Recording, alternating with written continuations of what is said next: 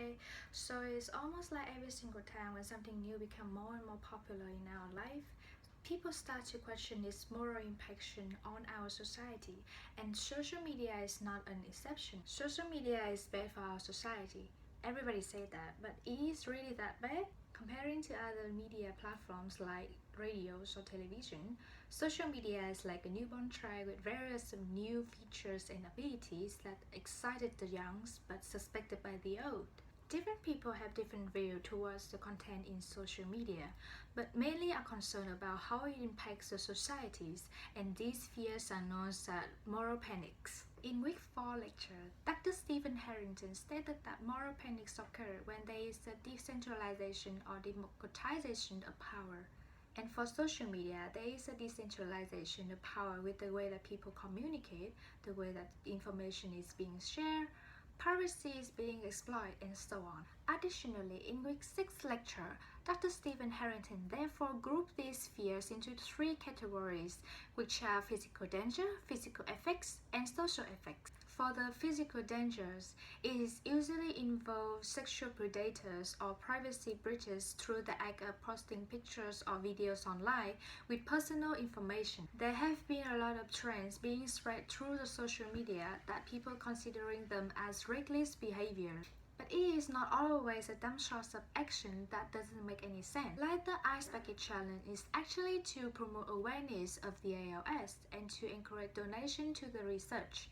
Although more recently, trends like the condom challenge is a message of safe sex. Physical effects including the myth that social media make people become addicted to it. But why don't they just see these situations as a desire to socialize, to communicate with other people, and to connect? Social media affect our learning abilities and how we develop our mind. Well, it is true, but actually in a good way. From the book Making Its Connection, David Garland said that communities like YouTube provide people with opportunities to share and to produce videos that gives them the motivation in creativity, which initially helps them to connect with other people that have the same interests, therefore lead to a potential reconstitution of community through social media.